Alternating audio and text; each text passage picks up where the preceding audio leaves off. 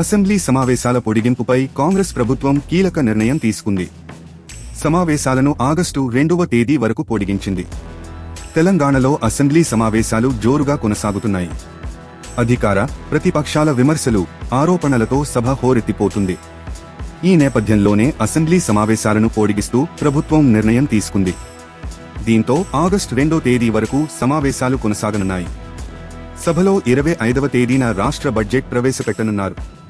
26వ తేదీన సెలవు ఉండటంతో 27న బడ్జెట్పై సాధారణ చర్చతో పాటు డిప్యూటీ సీఎం సమాధానం ఉండనుంది.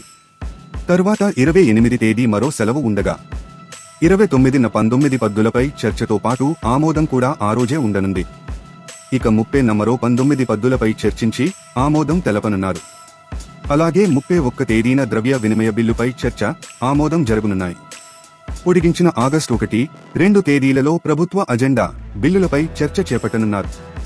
కాగా ముందుగా అసెంబ్లీ సమావేశాలు జూలై 31 వరకు జరిపించాలని నిర్ణయించిన చర్చలకు సమయం సరిపోదనే అంశాన్ని పరిగణలోకి తీసుకుని ప్రభుత్వం సభను ఆగస్టు 2 వరకు పొడిగించింది.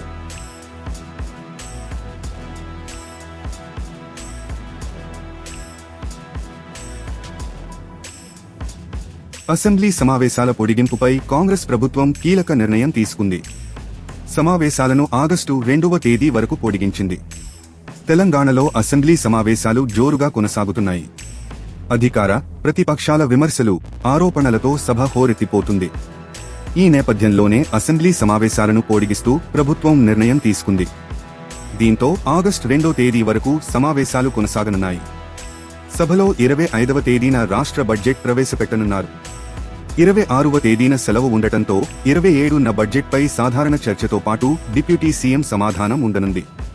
తర్వాత 28 తేదీ మరో సెలవు ఉండగా 29న 19 పద్దులపై చర్చతో పాటు ఆమోదం కూడా ఆ రోజే ఉండనుంది. ఇక 30న మరో 19 పద్దులపై చర్చించి ఆమోదం తెలపనున్నారు.